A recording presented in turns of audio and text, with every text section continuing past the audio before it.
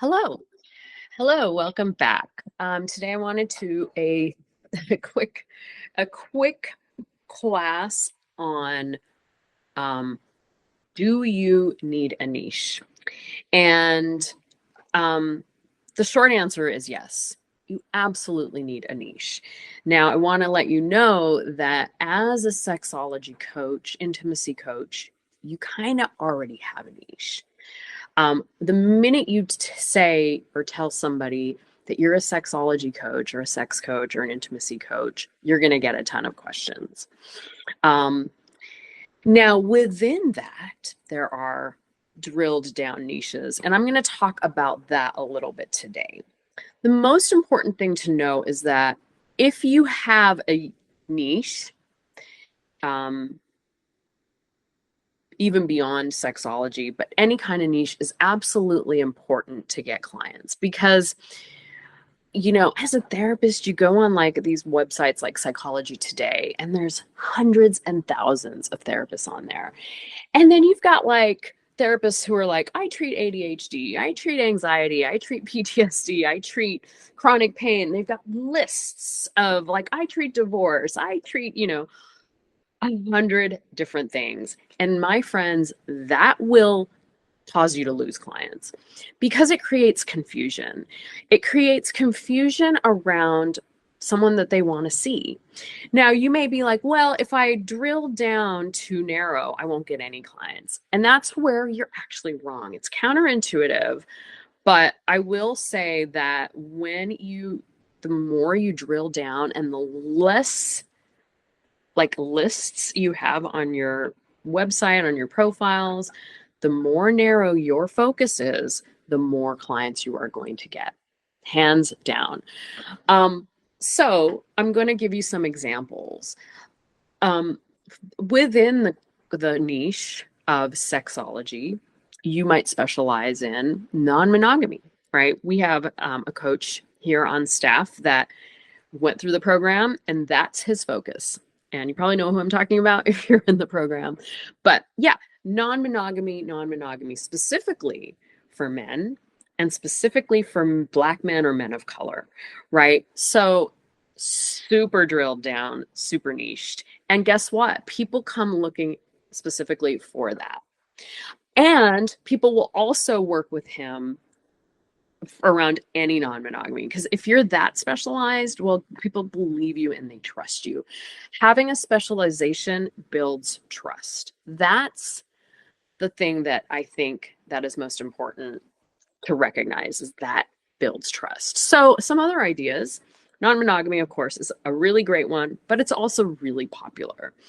But there are other ones that are less popular that there aren't a lot of people out there practicing. One of those that comes to mind almost immediately is I want to just say vaginal pain, but like pain during intercourse, pain during sex, also known as vaginismus or vulvodynia. And this is similar to chronic pain, right? You could just list chronic pain on your website, but pain during sex is so much more drilled down, and it makes you that much more of an expert. So, like, that's kind of why I'm such a big fan of niches. Now, as a sexology coach, therapist, you don't need one. I'm a sex therapist, and I don't necessarily have one, but I will say that couples is my specialty, working with partners.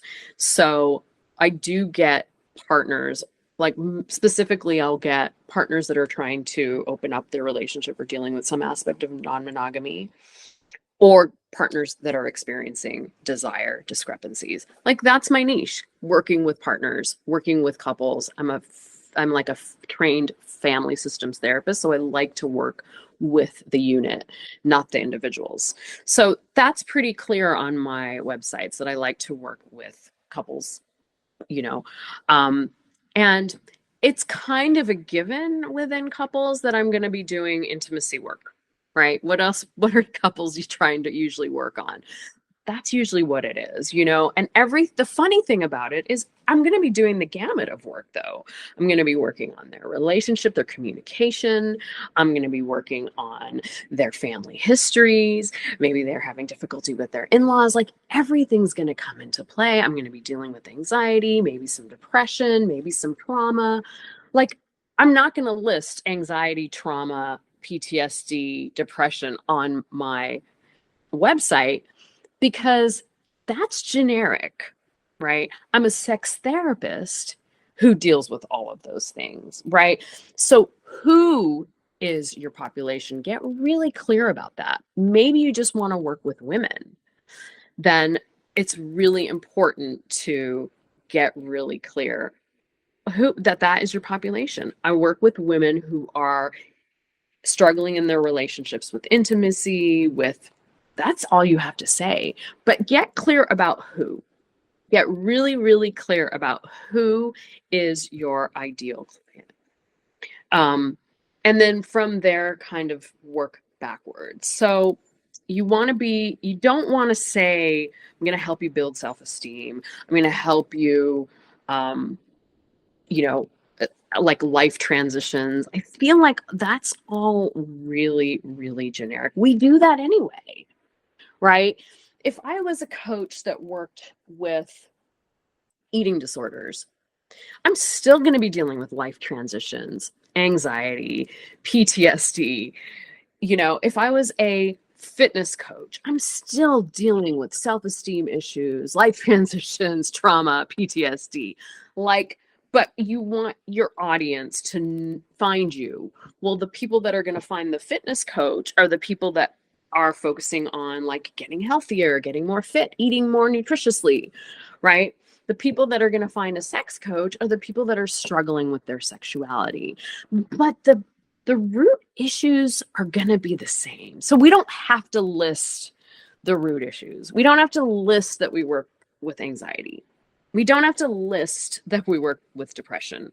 We don't have to list that we work with self-esteem or life transitions, because that's a given, right?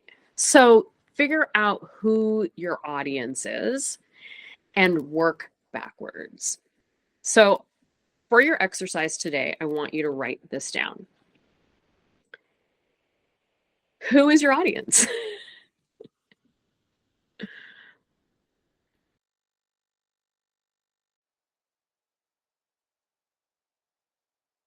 All right. So here are some questions to help you build your ideal client. Because sometimes we might have an idea, but we need to get really kind of clear. I find that really helps us. So, the first question I want you to ask yourself is, what is your ideal client's gender? Do you have an idea? Does your ideal client have a gender? Maybe for you it does. Maybe it doesn't. Maybe if your ideal client is a male, female, or every gender, write all of those down, right? Male, female, agender, non-binary, write down who your specific client is. If it's just female, that's fine too. So just write that down. That's the question number one. What is your ideal client's gender? Number two, does your ideal client have a career? A career that they do, you know? Um, and then the next question is, what is your ideal client's age range? Is it are you doing quarter life coaching for people that are in their 20s, or are you working with married adults who have children, 30s, 40s, and 50s? Get kind of clear on that. And you can write it all down, 20s, 30s, 40s, 50s. Maybe age is not, this is not an age thing, but getting a little bit more clear, I think is only gonna help you. And then what is your ideal client's interests? What are some things that they believe in, right? So for me, I'm not very interested in working with clients that may be just getting out of a religion, right? That are deeply steeped. I recently worked with a client who was not even getting out of religion. She was really religious. So I wouldn't want like a Christian client to come because one, I wasn't raised with any sort of religion like that. My family is Hindu, and I was raised in the United States. So we had this very watered down Hindu, which was not religious at all, even though my mom's pretty religious. Like I wasn't raised with that. So I never went to church. I don't know much about Christianity. And the things that I do know were that were what I grew up seeing my friends struggling with sex. So much sex negativity, so many like, getting shamed for masturbating, girls in my high school who would just give blowjobs because they wanted to retain their virginity, like those types of things.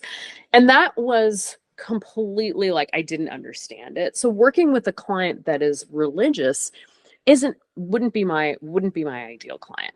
So I want you to get clear about who your ideal clients are. Maybe you're super familiar with that. Maybe you grew up in purity culture, and so helping clients understand purity culture is something that you feel really passionate about, right?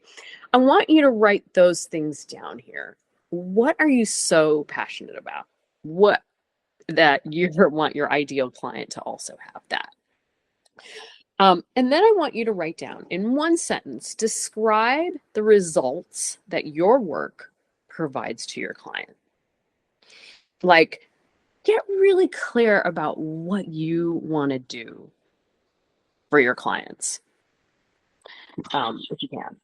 And then, last but not least, I want you to describe the best client you've ever had. So, at this point, you've probably worked with some clients, or maybe you've worked with people in some capacity. Talk about the qualities of the best client, customer that you've had to work with, because that's going to be sort of rolled into this ideal. Um, a couple more questions that I want you to think about, and I will include this worksheet as well, so you'll have it. But what are the biggest struggles your client is experiencing? Your client or clients are externally experiencing. Are they dealing with weight issues, health issues, their relationships not on par, sexual desire issues, pain during sex, dating difficulties, difficulty building trust in relationships, difficulty meeting people, ethical non-monogamy stuff, infidelity. What is your ideal client struggling with? Not that we want our clients to struggle, but let's be real. We're getting into this business to help people, right? And so, what do you feel most passionate about helping your clients with? And then a couple more, I want you to just think about what are the biggest internal struggles that your clients might be dealing with. And some of those examples are like self-esteem issues. A big one for us that comes up for students a lot of times is imposter syndrome. Um, the trauma of people telling you that you're not good enough, or you're not creative enough, or that you're, I don't know, something that you're, I'm just like trying to think of different things. Maybe they're doubting themselves. Some examples I wrote: maybe they're doubting themselves, maybe they're overwhelmed and stressed, maybe they're, you know, having trouble, like they're blocking themselves, maybe they're scared to go out and socialize, like what's going on with them internally. And then in your final sentence, I want you to, in one simple and single sentence, explain what your ideal client wants the most. So my ideal client wants financial freedom, doing something impactful. Um, I want you to write that down about your client. My client wants painful sex that doesn't feel shameful. Painful sex, painless sex without shame, or sex without shame and no pain. Sex with no shame and pain. But you get the idea. I want you to write down what your ideal client is. And yeah, I want you to, from there, construct your niche and trust your niche. At the end of the day, you know, it's fine that your niche also is evolving, but today, what is it? Trust it and put that on your website, put that on your Psychology Today profile, put that on your business card, put that on your Instagram bio, right? I help clients struggling with sexuality, or I help clients struggling with pain during sex overcome pain and shame. I help clients who are struggling with opening up their relationship and finding their path with ethical non-monogamy. I specialize in ethical non-monogamy. It can be something really simple. It doesn't have to be that long. And stick with it. Stick with it for a while, see how it feels, and know that your niche may evolve over time. And it may not. You might even get even more drilled down, and that's okay too. But just get started and know that being really clear about who you want to work with is going to help you. And you might want to work with you might have 5 different like ideal clients, and that's okay too. But I want you to get clear about at least one for now, and then watch your business grow. Okay? All right. Talk to you soon. Bye.